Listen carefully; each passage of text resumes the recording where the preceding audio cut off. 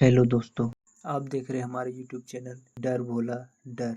आज हम एक्सप्लेन करने वाले हैं राजा शिवाजी मूवी के बारे में, जो कि स्वराज्य के ऊपर आधारित है। यह मूवी हमारे राजा छत्रपति शिवाजी के बारे में है और अफजल खान के बारे में, जो बहुत ही क्रूर विलन था और उसने बहुत सारे मंदिर को तोड़ा था और उसने अपने 63 बीवियों को बहुत ही बुरी तरीके से जान से मार दिया था। तो कहानी की शुरुआत होती है जब भारत पे मुगल, आदिशाह और निजाम राज कर रहे थे। यह तीनों आपस में ही लड़ते झगड़ते रहते थे और एक दूसरे के ऊपर अपना कंट्रोल पाने की कोशिश करते थे, लेकिन इन सब को रोक रखा था निजाम शाही के यादव वंश ने, जहाँ जीजाबाई ने ये सब को संभाल कर रखी हुई थी। तभी ये निजाम शाही से अपनी दोस्ती कर लेते हैं, लेकिन तभी निजाम शाही इनसे दोस्ती नहीं बल्कि पीछे से छुपकर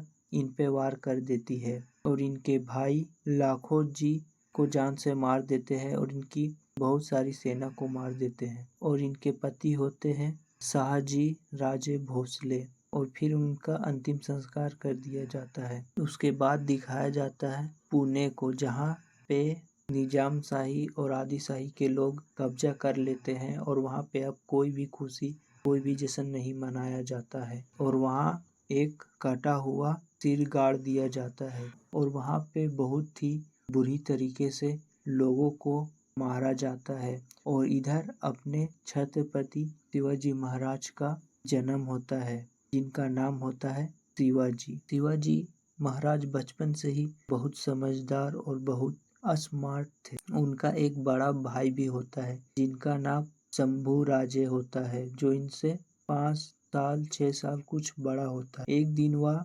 आदिशाह के झंडे को देखते हैं और उनसे सवाल पूछते हैं कि ये झंडा किसका है।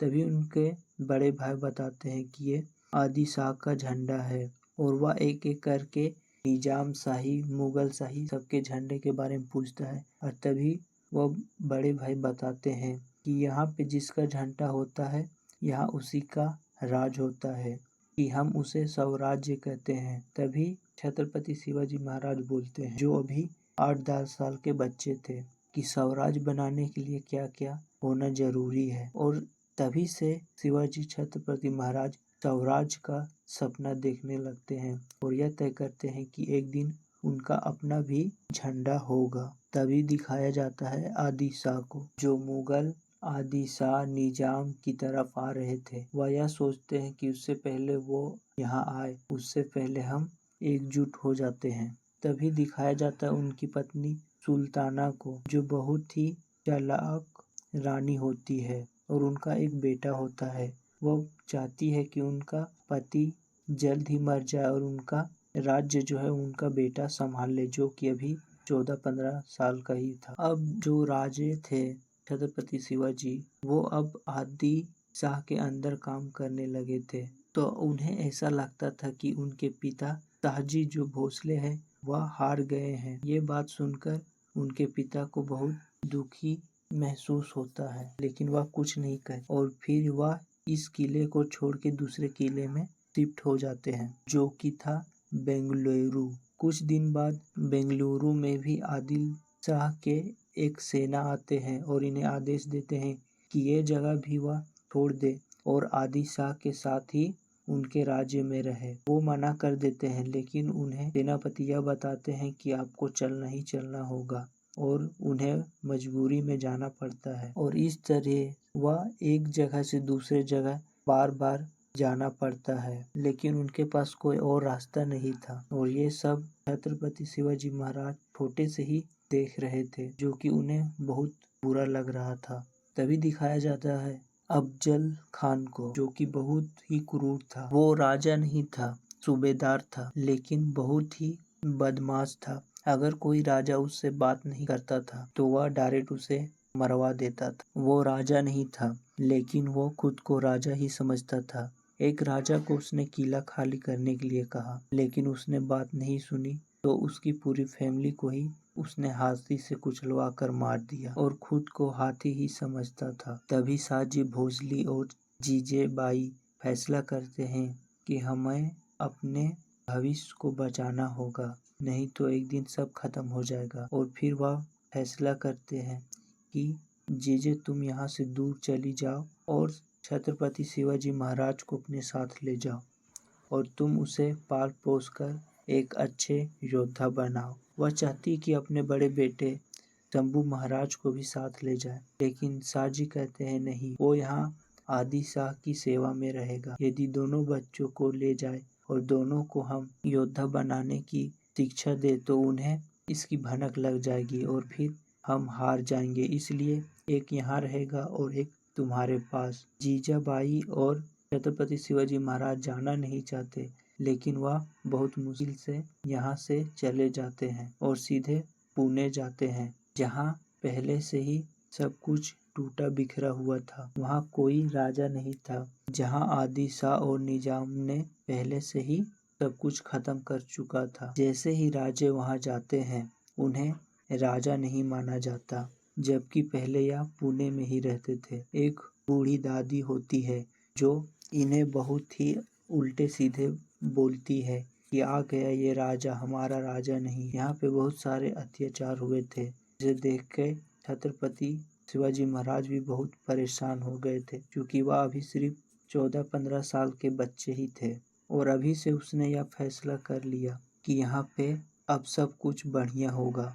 वह खुद को राजा साबित करके दिखाएंगे और सब कुछ ठीक कर देते हैं और वहाँ पे सारा काम शुरू हो जाता है। वहाँ पे खेती बाड़ी होने लगती है, खुशियाँ मनाई जाती है, सब बढ़िया हो जाता है और सभी लोग बहुत खुशी से रहने लगते हैं। तभी दिखाया जाता है आदि शाह की पत्नी को, जिसने यह पता लगता है कि छत्रपति शिवाजी महाराज पुणे में सब कुछ ठीक कर दिए हैं और वो वहाँ पे राजा बन गए हैं और राज्य कर रहे हैं। ये आदि शाह और सुल्ताना बच्चे समझ के माफ कर देते हैं। उसके बाद इधर आदि शाह के अंदर ताजी भोसले का दूसरा बेटा शंभू महाराज इधर हमेशा अपनी मनमानी किया करता था और उसे जो सही लगता था वो करते ही रहते थे। धीरे धीरे दोनों शाहजी के पुत्र बहुत बड़े हो जाते हैं और आदि शाह के लिए खतरा बनने लगते हैं।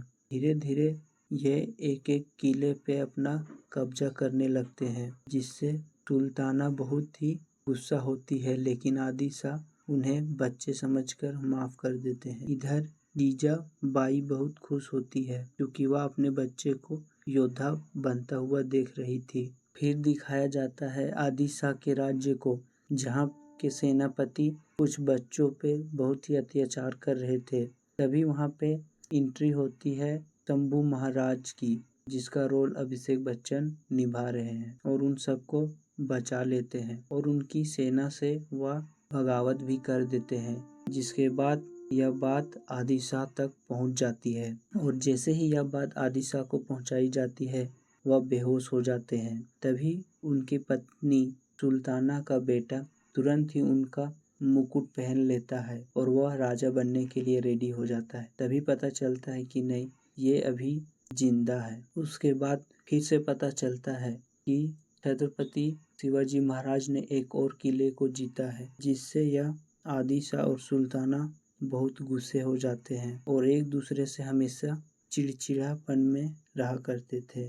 तभी दिखाया जाता है छत्रपति शिवाजी महाराज को, जिनका रोल रितेश देशमुख प्ले कर रहे हैं, कि कैसे वो एक राज्य को लड़कर जीत लेते हैं। एक बार वह बेहोश भी हो जाते हैं, लेकिन फिर वो हार नहीं मानते। उन्हें अपना स्वराज्य याद आ जाता है और वह स्वराज्य के लिए फिर से उठते हैं और बहुत ही बहादुरी के साथ लड़ते हैं और फिर वह किला अपने अंदर कर लेते हैं और वहाँ अपने स्वराज्य का झंडा लहराते हैं और फिर वह अपने राज्य आते हैं, जहाँ पे उनकी माँ जीजा और उनकी पत्नी उनकी स्वागत के लिए तैयार रहती है। इधर आदि शाह के पास एक खबर पहुँचती है कि छत्रपति शिवाजी महाराज ने एक और किले को अपने अंदर ले लिया है और उनकी सेना को भी मार दिया है। इधर आदि शाह के अंदर शंभू जी महाराज भी बगावत कर देते हैं और वह बहुत सारे सेना को मार देते हैं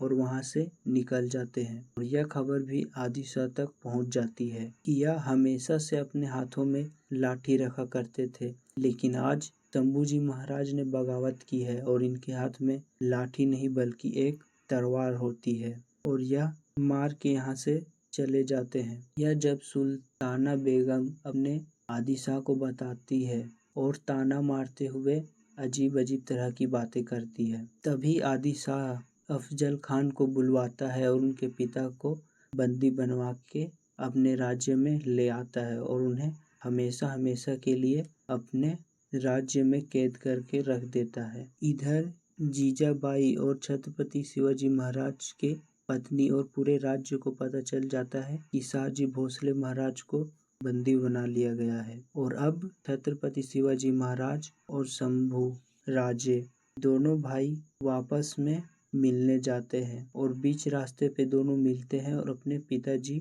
शाहजी भोसले को छुड़ाने का तरीका ढूंढने लगते हैं और वह एक तरीका सोचते हैं और वापस से अपने अपने जगह पे दोनों चले जाते हैं। और वह जाके छत्रपति शिवाजी महाराज मुगल शाहजहां से दोस्ती कर लेते हैं और शाहजहां के हाथों से आदिशाह को पत्र भेजते हैं कि यदि उनके पिता को नहीं छोड़ा गया तो यह मुगल से बगावत समझी जाएगी और इसका इंजाम बहुत बुरा होगा। तभी आदिशाह शाहजी महाराज को अपने दरबार में लाते हैं और उन्हें मारने ही वाले होते हैं। तभी शाहजहां का पत्र आ जाता है और वह बताते हैं कि इन्हें छोड़ दिया जाए वरना वो युद्ध के लिए तैयार रहेंगे। तभी वहाँ पे अभिषेक बच्चन यानी कि शंभूजी महाराज आ जाते हैं और उन्हें छुड़ा कर ले जाते हैं, लेकिन आदिशाह उन्हें एक शर्त रख देता है कि उन्हें छोड़ दिया जाएगा लेकिन शंभूजी महाराज हमेशा के लिए आदिशाह की सेवा में रहेंगे और जो अफजल खान बोलेगा वो करना पड़ेगा। शंभू महाराज जी मान लेते हैं और शाहजी महाराज को छोड़ दिया जाता है और वह अपने राज्य पुणे चले जाते हैं जहाँ पे छत्रपति शिवाजी महाराज थे। उसके बाद अफजल खान और शंभूजी महाराज एक युद्ध में जाते हैं और दोनों एक किले को जीत लेते हैं, लेकिन लास्ट में अफजल खान धोखे से उन्हें जान से मार देता है और खुद को बहुत बड़ा ताकतवर समझने लगता है। बात इधर छत्रपति शिवाजी महाराज को पता चलता है तो वह बहुत ज्यादा दुखी हो जाते हैं और अपनी माँ के पास बहुत ही मुश्किल से जाते हैं और उन्हें पूरी कहानी बताते हैं। उनकी माँ बहुत ही ज्यादा क्रोधित हो जाती है और उन्हें कहती है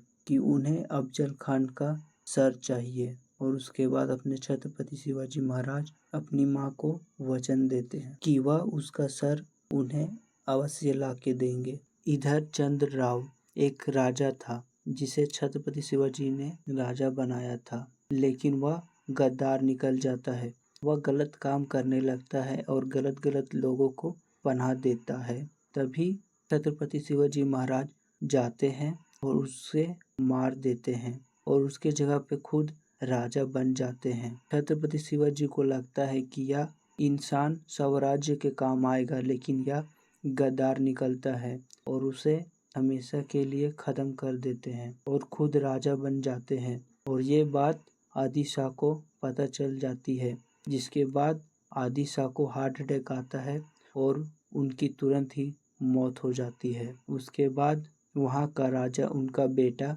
बनता है जो भी लगभग 15 साल के आसपास का था। इधर छत्रपति शिवाजी महाराज का भी एक बेटा होता है जिनका नाम संभाजी महाराज रखा जाता है और यहाँ पे भी बहुत ज्यादा खुशियों का माहौल था और यहाँ पे सब खुशी खुशी थे। इधर सुल्ताना बेगम जो थी वो अपने पति के सिंहासन पर बैठ जाती है क्योंकि उनका बेटा भी 15 साल का था जो कि इस गद्दी को नहीं संभाल पाता। इसके बाद यह बहुत ही ज्यादा क्रूर व्यवहार दिखाती है और सभी को चूड़ियां भेंट कर देती है कि यदि कोई छत्रपति शिवाजी को नहीं मार सकता तो चूड़ी पहन के इस राज्य में बैठ जाए। तभी अफजल खान आ जाता है और उसे यह बात बहुत बुरी लगती है और वह यह प्रॉमिस करता है कि छत्रपति शिवाजी को वो खुद अपने हाथों से मारेगा या फिर बंदी बना के उन्हें सुल्ताना बेगम के पास लेके आएगा।